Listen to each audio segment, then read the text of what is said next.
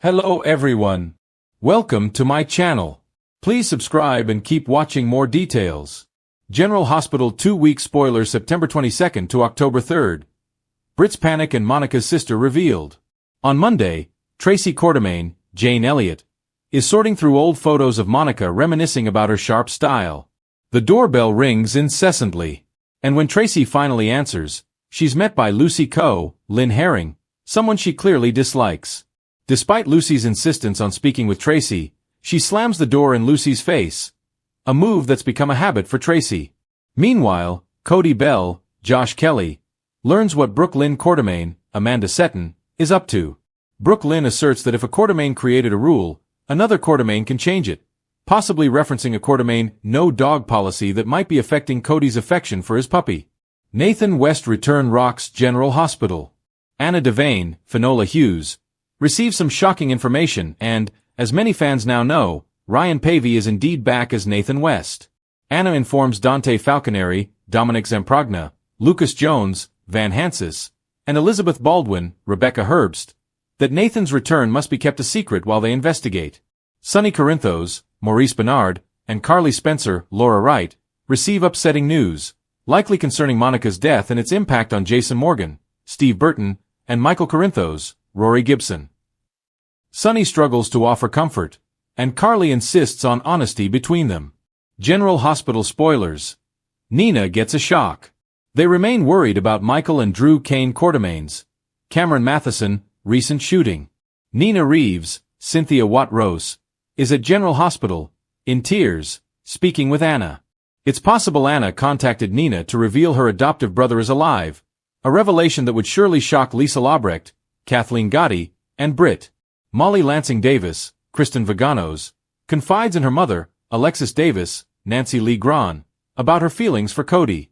Lulu Spencer, Alexa Havens Bruning, visits Britt urging her to make peace for Rocco Falconeri's, Finn Francis Carr, sake. Something rattles Britt during her shift in the ER, leading to speculation about whether she might encounter Nathan who was previously taken there. Spoilers for General Hospital. Legal maneuvers and family guilt.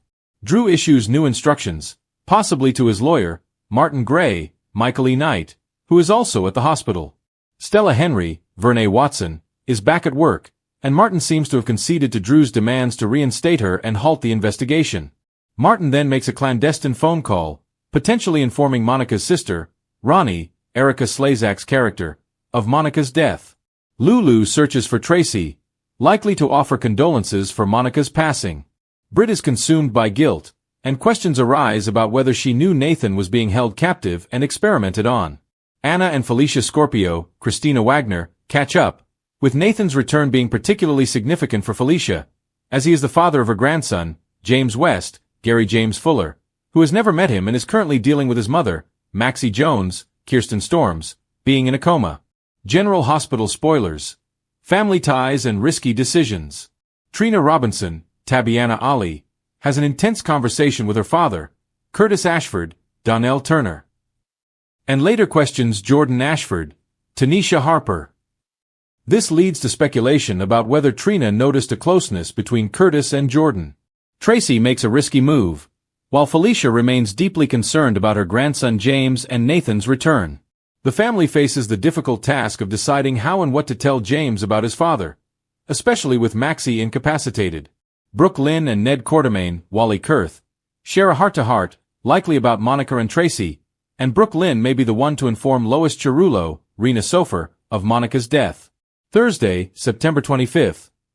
Funeral services and mother-daughter drama. Monica's 2-day funeral begins, promising to be an emotional event filled with flashbacks and memories. Rena Sofer returns as Lois Cirillo, forcing Brooke Lynn to confront her estranged mother. The sudden loss of Monica might be the catalyst for Brooke Lynn to reconcile with Lois. The funeral continues on Friday, and a surprise guest, possibly Erica Slezak's character Ronnie, shakes up Monica's memorial. Week of September 29th to October 3rd. Estate wars and lingering questions. The following week delves deeper into Monica's sister, Ronnie's, arrival. She claims ownership of the Quartermaine estate, much to Tracy's fierce opposition. Tracy is determined to have the estate passed to Michael and his children and plans to hire Marco Rios, Adrian Anchando, to represent her, while Ronnie will likely enlist Martin. News of Nathan's unexpected return spreads, following Britt's own surprising reappearance.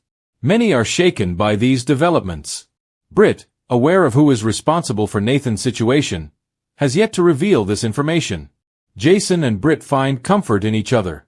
It's suspected Britt may have known Nathan was alive but was unable to help due to being held captive herself. Jason mourns his mother.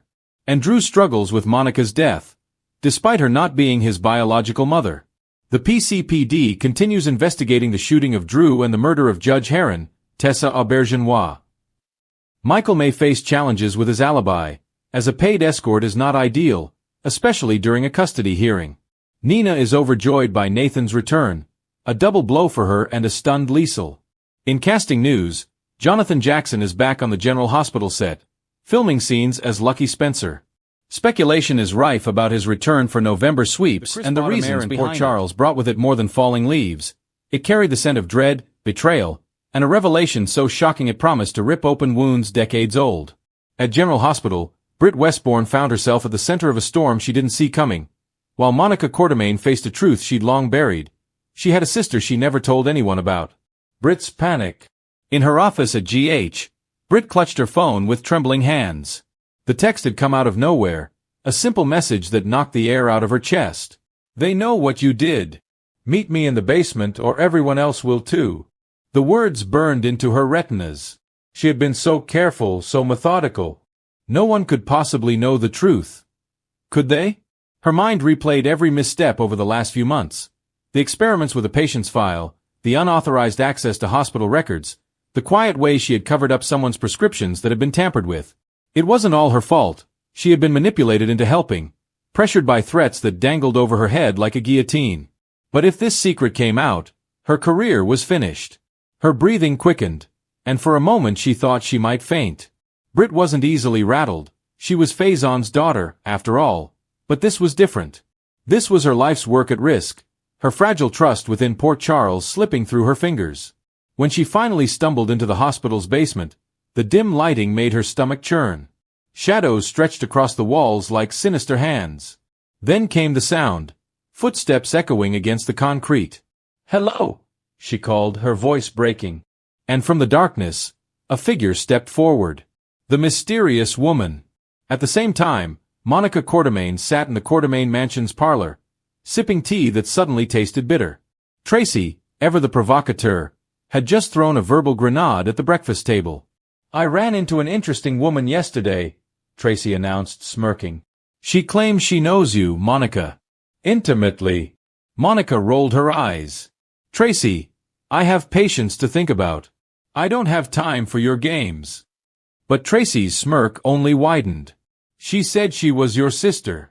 The room went silent. Brooke Lynn nearly dropped her coffee, and Ned froze mid-sentence. Even Olivia's normally unflappable smile wavered. Monica, pale as a ghost, set down her cup with a trembling hand. "That's impossible." Tracy folded her arms, savoring the moment. "Oh, is it?" Because she seemed pretty convinced. And frankly, she had the Quartermaine look about her. Sharp tongue, piercing eyes. She reminded me of you in the 1980s, only less boring. "Tracy!" Olivia snapped. But Monica wasn't hearing any of it. Her heart raced, her memories twisting and turning. She had had a sister. Once. Long ago. A secret buried so deep she thought she'd never have to face it again. And if Tracy had seen her, then the past Monica had hidden for decades was about to explode into the present. Britt meets the stranger. Back in the hospital basement, Britt stared in shock at the woman before her. She was elegant but hardened, her expression sharp as glass. Her presence carried weight, authority mixed with danger. "Who are you?" Britt demanded, her panic bubbling over. The woman stepped into the dim light, and Britt's mouth fell open. "I'm Alexandra, Monica's sister," the woman said calmly. "And you and I have unfinished business." Britt blinked, trying to process. "Monica's sister? That's impossible." Alexandra finished for her. "Oh, I assure you, it's very possible. And Monica's little secret is about to be the Quartermaine's undoing." Britt's pulse raced. "What does this have to do with me?" Alexandra's smile was thin, cruel. Because I know what you've been hiding. And if you don't help me expose Monica and the Quartermaines, your dirty secrets will be broadcast to the entire hospital board. Britt's breath hitched. She was trapped. Monica faces the past. Later that afternoon, Monica arrived at the hospital after an urgent call from Tracy. She expected chaos, and she got it. Tracy was waiting in the boardroom, her grin shark-like. Beside her stood Alexandra, whose resemblance to Monica was now undeniable. The same bone structure, the same commanding gaze. But where Monica carried warmth behind her professionalism, Alexandra exuded a cold, calculating energy.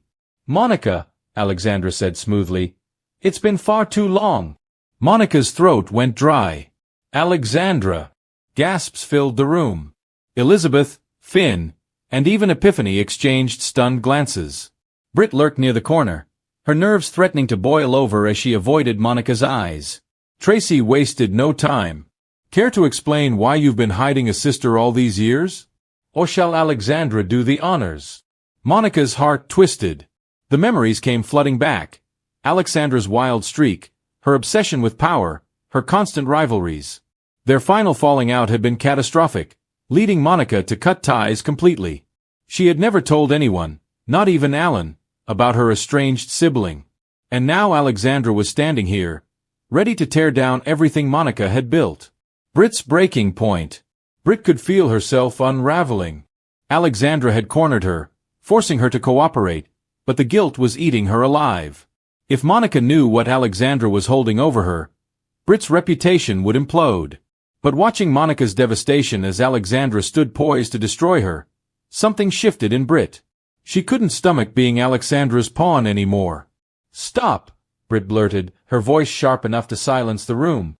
All eyes turned to her, and for once she didn't shrink under the weight of their stares. "There's more to this," Britt confessed, her voice shaking. "Alexandra blackmailed me. She's been using me to dig through hospital files, to plant evidence against Monica. She wants to ruin her, and the entire Quartermaine family." Gasps rippled through the room. Alexandra's eyes narrowed into slits. "You little fool," Alexandra hissed. But Britt stood taller, her panic transforming into defiance. "No, not anymore. I'm done being your puppet."